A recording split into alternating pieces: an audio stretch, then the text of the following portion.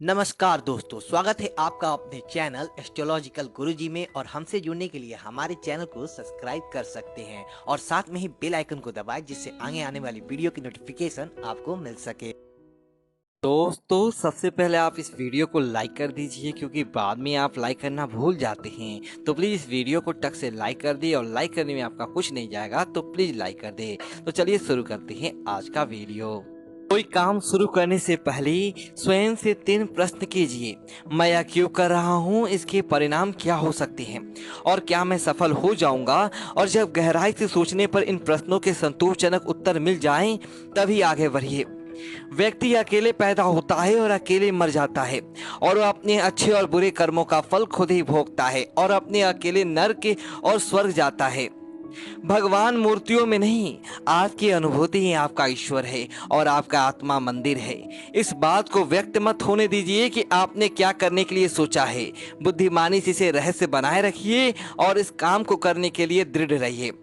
शिक्षा सबसे अच्छे मित्र है। एक शिक्षित व्यक्ति हर जगह सम्मान पाता है। शिक्षा सौंदर्य और यौवन को भी परास्त कर देती है। जैसे ही भय आपके करीब आए, तुरंत उस पर आक्रमण करके नष्ट कर दीजिए। किसी मूर्ख व्यक्ति के लिए किताबें उतनी ही उपयोगी है जितना कि एक अंधे व्यक्ति के लिए आईना। जब तक आपका शरीर स्वस्थ और नियंत्रण में है और मृत्यु दूर है, तब आत्मा को बचाने की कोशिश कीजिए। जब मृत्यु सर पे आ जाती है, तब आप क्या कर पाएंगे। जिस प्रकार एक सूखे पेड़ को आग लगा दी जाए तो वह पूरा जंगल जला देता है, उसी प्रकार एक पापी पुत्र पूरे परिवार को बर्बाद कर देता है। सबसे बड़ा गुरु मंत्र है, कभी भी अपनी राज दूसरों को मत बताएं, और बताएंगे तो ये आपको बर्बाद कर देंगे। पहले 5 सालों तक अपने बच्चे को बड़े प्यार से रखिए।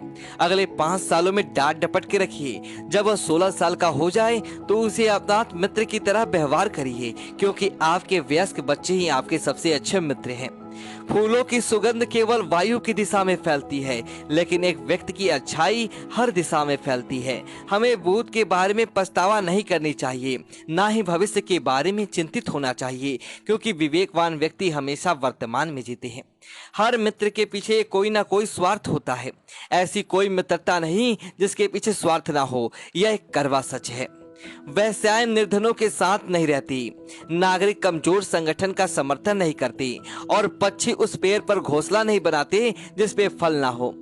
सांप के फन, मक्खी के मुंह और बिच्छू के डंक में जहर होता है, लेकिन दुष्ट व्यक्ति तो इससे भरा होता है। जो अपने परिवार से अत्यधिक जुड़ा हुआ है, उसे भय और चिंता का सामना करना पड़ता है, क्योंकि सभी दुखों की जड़ है लगाव। इसलिए खुश रहने के लिए लगाव छोड़ देना चाहिए। जो अपने चिंतन में रहता है वो अपने करीब है, भले ही वास्तविकता में वह बहुत दूर हो। लेकिन जो हमारे हृदय में नहीं है, वह करीब होते हुए भी बहुत दूर होता है। अपमानित होकर जीने से अच्छा मरना है, क्योंकि मृत्यु तो बस एक बार की दुख देती है, लेकिन अपमान हर दिन जीवन में दुख लाता है। कभी भी उनसे मित्रता मत कीजिए जो आपसे कम या ज्यादा प्रतिष्ठा के हो, क्योंकि ऐसी मित्रता कभी आपको खुशी नहीं दे सकती। जब आप किसी काम की शुरुआत करें तो असफलता से मत डरिए, और उस काम को ना छोड़ें, क्योंकि जो लोग ईमानदारी से काम करते हैं वह सबसे प्रसन्न होते हैं। सेवक को तब परखे जब वह काम ना करता हो, रिश्तेदारों को किसी कठिनाई में, मित्र को संकट में, और पत्नी को घोर विपत्ति में। संतुलित दिमाग जैसी कोई सादगी नहीं, संतोष जैसा कोई सुख नहीं, लोभ जैसी कोई बीमारी नहीं है, और दया से बड़ा कोई पुण्य नहीं। यदि किसी का स्वभाव अच्छा है तो उसे किसी और की जरूरत नहीं।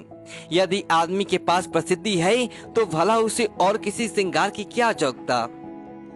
अपना धन उन्हीं को दी जो उसके योग्य हैं, और किसी को नहीं। बादलों के द्वारा लिया गया समुद्र का जल हमेशा मीठा होता है। पृथ्वी सत्य की शक्ति द्वारा समर्पित है। यह सत्य की शक्ति ही है जो सूर्य चमकता है और हवा वेग देती है। दरअसल सभी चीजें सत्य पर निर्भर है। वो चीजें जो ज्ञान बस किताबों तक सीमित है और उसका धन दूसरों के कब्जे में है, वह जरूरत पड़ने पर ना अपना ज्ञान प्रयोग कर सकता है और ना अपना धन।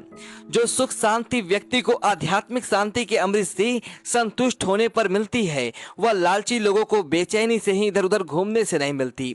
एक अनपढ़ व्यक्ति का जीवन उसी तरह बेकार है जैसे कि कोई कुत्ते की पूंछ, जो ना उसके पीछे का भाग ढकती है और ना ही उसे कीड़े मकोड़ों का डंक से बचाती है। एक उत्कृष्ट बात जो शेर से सीखी जा सकती है वो यह है कि व्यक्ति जो भी कुछ करना चाहता है उसे पूरे दिल और जोरदार प्रयास के साथ करे। सारस की तरह बुद्धिमान व्यक्ति को अपने इंद्रियों पर नियंत्रण रखना चाहिए और अपने उद्देश्य की जानकारी समय और योग्यता के अनुसार प्राप्त करना चाहिए। जो लोग परमात्मा तक पहुंचना चाहते हैं उन्हें वाणी, मन और इंद्रियों की पवित्रता और दयालु हृदय की आवश्यकता होती है।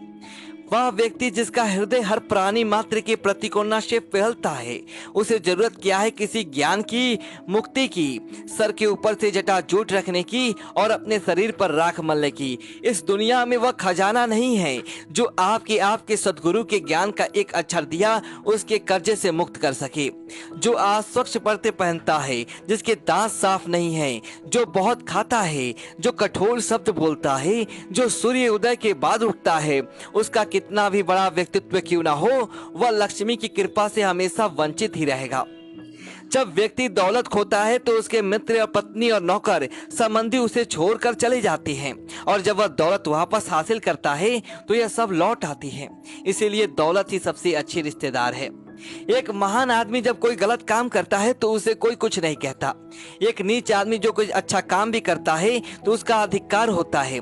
देखिए, अमृत पीना तो अच्छा है, लेकिन राहु की मौत अमृत पीने से हुई। विष पीना नुकसानदायी है, लेकिन भगवान शंकर ने जब विष का नाश किया तो विष उसके गले का अलंकार हो गया। एक सच्चा भोजन वह है जो ब्राह्मण को देने के बाद शेष है। प्रेम वह सत्य है जो दूसरों को दिया जाता है, खुद से प्रेम होता है वह नहीं। जो बुद्धिमत्ता है जो पाप करने से रोकती है, और वही दान है जो बिना दिखावे की किया जाता है। यदि आदमी को परख नहीं है तो वह अनमोल रत्नों को पैर की धूल के परा हुआ रखता है और घास को सर पे धारण करता है, और ऐसा करने से रत्नों का मूल कम नहीं होता और घास के तिनकों की महत्व नहीं बढ़ती। तथा जब विवेक बुद्धि वाला आदमी आता है तो हर चीज को उसकी जगह दिखाता है। शास्त्रों का ज्ञान अगाध है, दो कलाएं अनंत जो हमें सीखनी चाहिए। हमारे पास समय थोड़ा है, जो सीखने के मौके हैं उसमें अनेक विघ्न आते हैं, इसलिए वही सीखें जो अत्यंत महत्वपूर्ण है। उसी प्रकार जैसे हंस पानी छोड़कर उसमें मिला हुआ दूध पी लेता है। एक व्यक्ति को चारों वेद और सभी धर्म शास्त्रों का ज्ञान है, लेकिन उसे यदि अपनी आत्मा की अनुभूति नहीं हुई तो वह उसी समय के चमचे के समान है जिसे अनेक पकवानों को हिलाया लेकिन किसी का स्वाद नहीं चखा। चंद्रमा जो अमृत से लबालब है और जो औषधियों की देवता माना जाता है, जो अमृत के समान अमर और दिव्य विद्यमान है, उसका क्या हर्ष होता है जब वह सूर्य के घर जाता है, अर्थात दिन में दिखाई देता है। तो दोस्तों, यह थी आचार्य चाणक्य की कुछ बेहद अनमोल विचार। यदि आपको वीडियो अच्छा लगे तो वीडियो को लाइक करें और कमेंट बॉक्स में जय महाकाल लिखें और हमारे चैनल को सब्सक्राइब करें। धन्यवाद दोस्तों।